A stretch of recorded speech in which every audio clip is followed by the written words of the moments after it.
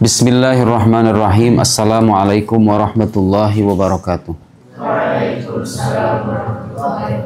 Alhamdulillah wassalatu wassalam ala habibina wa syafi'ina rasulillah wa ala alihi wa sahbihi wa man walah wa taba'a hudah wa ba'd. Allahumma akhrijna min dhulumatil wahm wa akrimna binuril fahm waftah alayna bima'rifatil ilam wa sahil akhlaqana bil hilm waj'alna mimman yastami'una al-qawla fayattabi'una ahsanah. Subhanaka la ilma lana illa ma 'allamtana innaka antal alimul hakim. Wala haula wala quwata illa billahil aliyyil azim. Allahumma 'allimna ma yanfa'una wa zidna ilma wa ba'd. Di pertemuan sebelumnya kita sudah menjelaskan apa pentingnya mempelajari ilmu nahwu. Ilmu nahwu itu adalah ilmu atau cabang ilmu bahasa Arab yang fokusnya adalah menjelaskan keadaan akhir dari susunan kalimat bahasa Arab. Menentukan bunyinya itu u, a, atau i. Un, an, in. Itu tugasnya ilmu nahwu. Tanpa mempelajari ilmu nahwu, kita tidak akan pernah bisa memahami Al-Quran, memahami hadis Nabi, juga memahami karya para ulama muslim. Baik, sekarang kita akan masuk ke dalam pembahasan i'rab halaman 31 di buku saya, halaman 31. Di situ ada latihan ya. Nanti kerjain sendiri, tentukan mana yang tergolong isim, fi'il, huruf dan kalimat-kalimat dalam kalimat-kalimat sebagai berikut. Muhammadun na'imun fi firashihi. Mana isim? Muhammad isim atau fi'il? Kata yang menunjukkan makna tapi tidak terikat dengan keterangan waktu itu namanya isim. Kalau kata menunjukkan makna tapi dia terikat dengan keterangan waktu yang tiga, masa lampau, masa sekarang, masa yang akan datang, namanya fi'il. Yang tidak termasuk isim dan fi'il namanya huruf. Ketiganya adalah bagian pembentuk kalam. Jadi kalam itu atau ungkapan orang Arab itu terdiri dari tiga unsur, isim, fi'il, dan huruf. Udah kita jelaskan. Nah, sekarang kita akan masuk ke dalam pembahasan i'rab halaman 31. Untuk memahami apa itu i'rab, perhatikan contoh yang akan saya tuliskan. Al-i'rab huwa taghyir awakhiril kalim li ikhtilafil awamilid dakhilati 'alaiha lafdhan aw taqdiran. I'rab itu adalah, lihat, perubahan di akhir kalimat berdasarkan perbedaan amil yang memasukinya, baik secara pelafalan maupun perkiraan. Lihat sini. Ilmu nahwu, saya katakan sebelumnya, ilmu yang membahas tentang keadaan akhir kalimat yang mengalami perubahan. Nah, perubahan itu dalam ilmu nahwu namanya i'rab. Masih ingat contoh sebelumnya, kata faslu bisa menjadi fasla, bisa menjadi fasli. Perubahan yang tadinya u menjadi a, menjadi itu namanya dalam ilmu nahwu namanya apa? I'rab. I'rab. Nah, dia itu bisa berubah karena ada sebabnya. Sebabnya itu namanya amil. Lihat di sini. Saya kasih rumusannya gampang dulu ya. Lihat nih. Contoh yang gampang nih. Kita ambil satu kata Alkitab. Apa artinya? Buku. Buku. Akhadtu al-kitaba. Oke? Kemudian misalnya kalau dalam bentuk fa'il, saqata al-kitabu.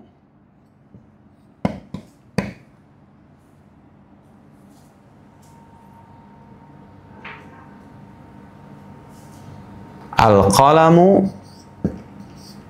alal kitabi. Lihat sini. Lihat.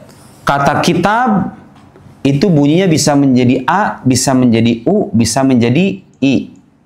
Terjadi perubahan di sini. Betul nggak? Perubahan ini namanya dalam ilmu nahwu namanya apa? I'rab. I'rab itu jadi gampangnya perubahan. Tuh, gampangnya begitu. Perubahan di akhir kalimat ini namanya i'rab. Oke, dia bisa berubah dan ada sebabnya.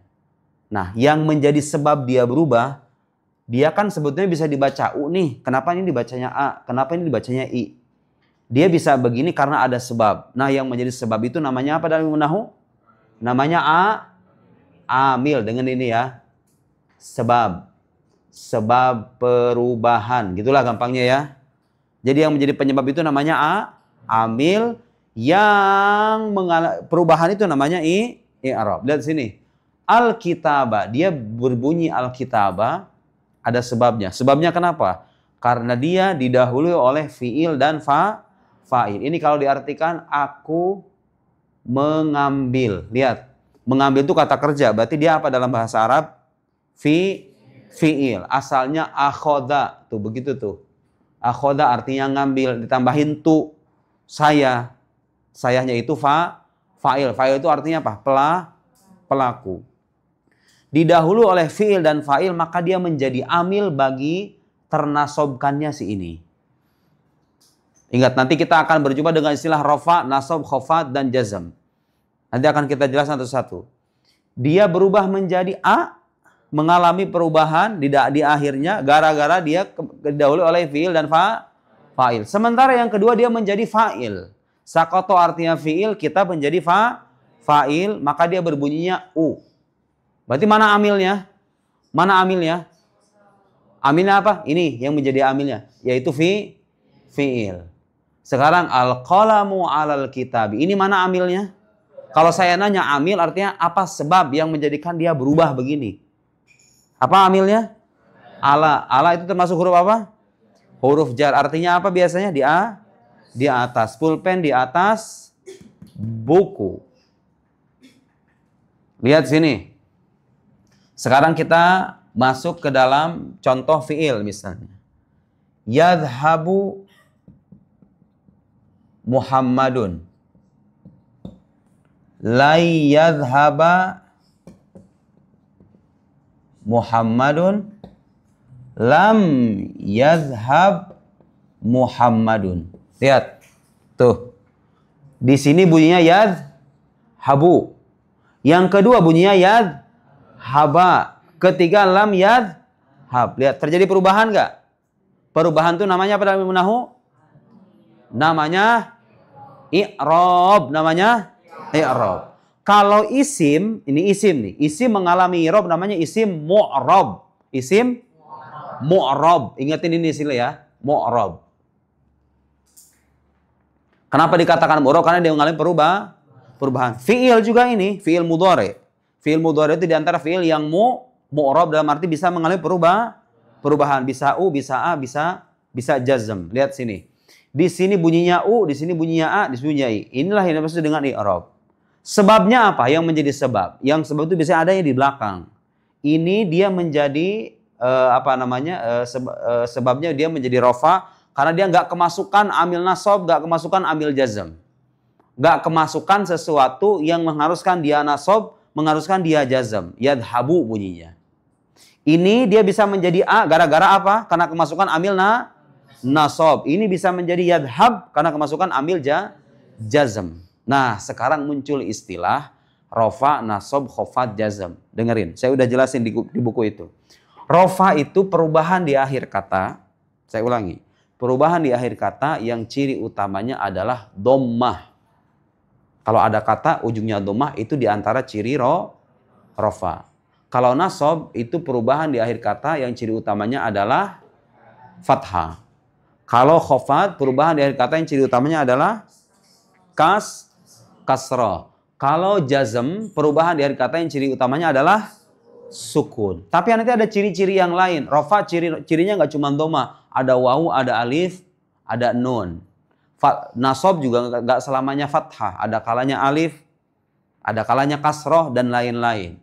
Tapi ciri utama, kita sekarang bicara ciri utama. Udah paham istilah i'rab ya? I'rab itu jadi perubahan di akhir kalimat berdasarkan amil-amil yang memasukinya. Baik secara pelafalan terjadi tuh. Kitabu jadi kitabah, jadi kitabi. Ada perubahan-perubahan yang sifatnya perkiraan.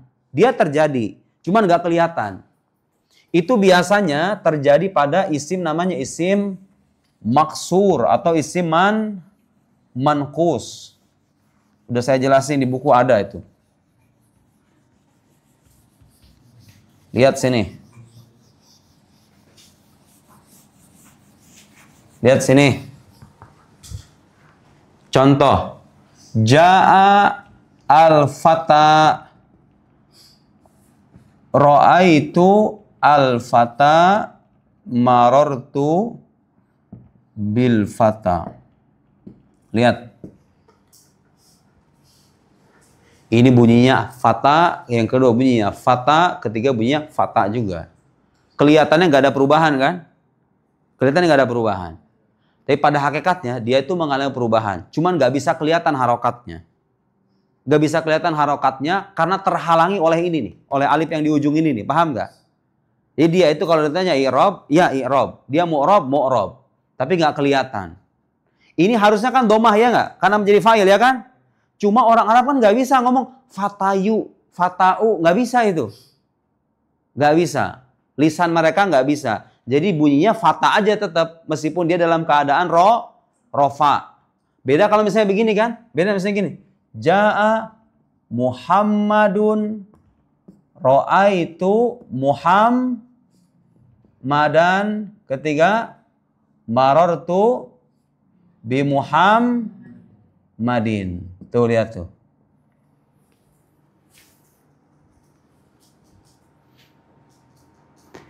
Ada isim yang mengalami perubahan, ini namanya isim Ingat, yang namanya perubahan namanya isim mu'rab. Isim mu'rab. Ada isim yang nggak mengalami perubahan secara lafal. Dia gitu-gitu aja, tapi hakikatnya dia mengalami perubahan.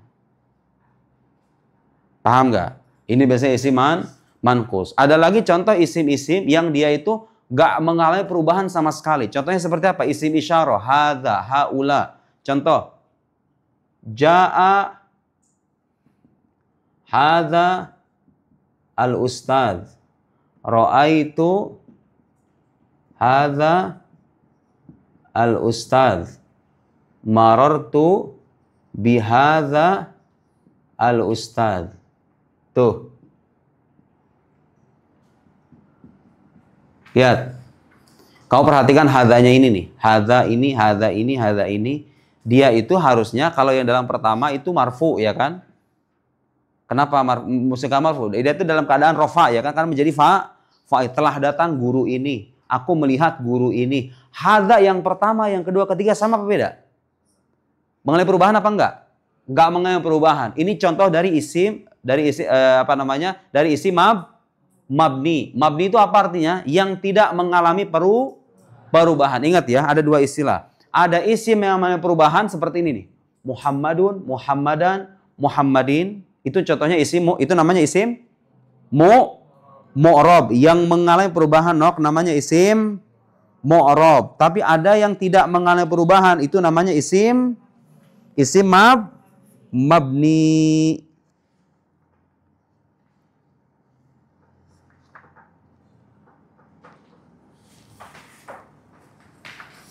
Nah, yang pertama, ini sebenarnya domahnya itu ada, cuma dia tersembunyi, nggak kelihatan.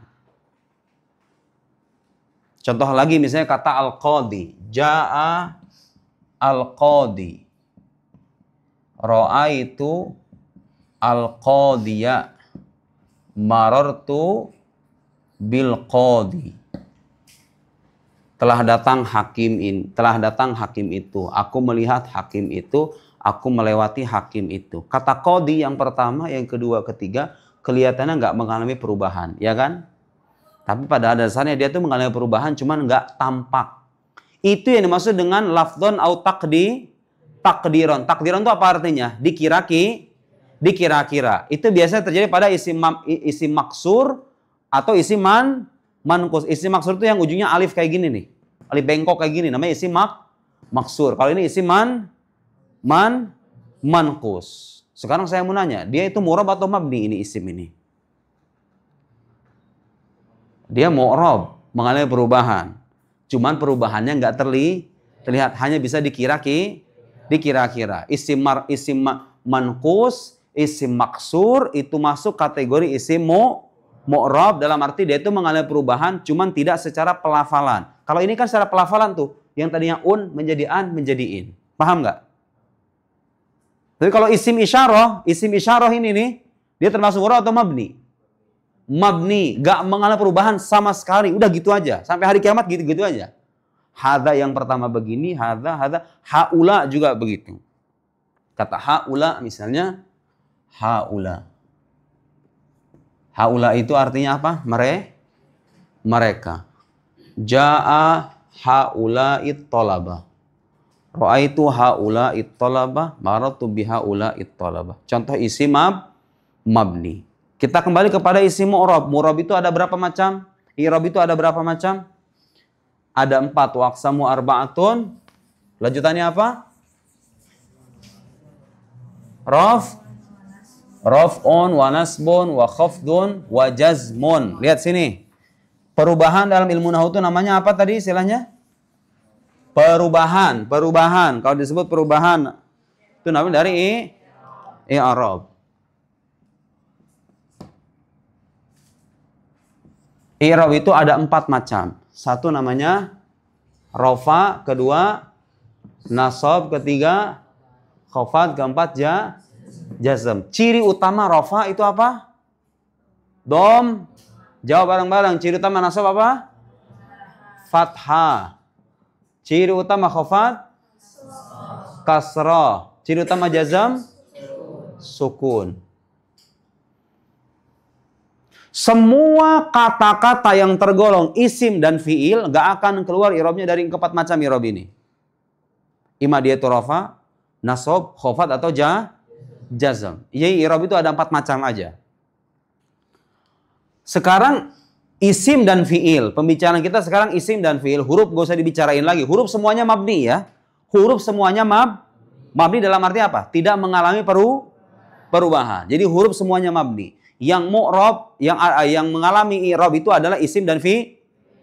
Fiil pun fiil mudhari. Kalau fiil madi, mabni. Fiil madi mabni. Yang fiil yang mengalami i'rab itu adalah fiil mudhari. Lihat di sini. Kalau sekarang kita bagi 4 i'rab ini, isim memiliki berapa i'rab? Ada jawaban dari situ. Isim mengambil fal asma'i min dzalika ar-raf'u wan nasbu wal khafdu wal jazma fiha. Jadi isim berapa i'rabnya? Rafa, nasab, khafad. Sekarang kalau fiil i'rabnya apa? Rafa, nasab dan jazm. Berarti ada i'rab yang tidak dimiliki isim tapi dimiliki fiil. Ada i'rab yang dimiliki fiil tapi nggak dimiliki isim. Apa itu? Yang dimiliki oleh isim nggak dimiliki oleh fiil apa? Dimiliki oleh isim, gak dimiliki oleh fiil apa? Khafad. Dimiliki oleh fiil, gak dimiliki oleh isim. Jazm. Dimiliki oleh kedua-duanya? Rafa dan nasab. Jadi i'rab itu kesimpulannya apa? Perubahan di akhir kalimat berdasarkan amil-amil yang memasukinya. Pembagiannya ada berapa? 4. Jawab. 1. Rafa, nasab, khafad, jazm. Rafa ciri utamanya dhammah, nasab ciri utamanya fathah, khafad ciri utamanya kasrah, jazm ciri utamanya sukun. Nanti ada ciri-ciri yang lain yang akan kita bahas di pertemuan yang akan datang. Wallahu a'lam bissawab. Wassalamualaikum warahmatullahi wabarakatuh.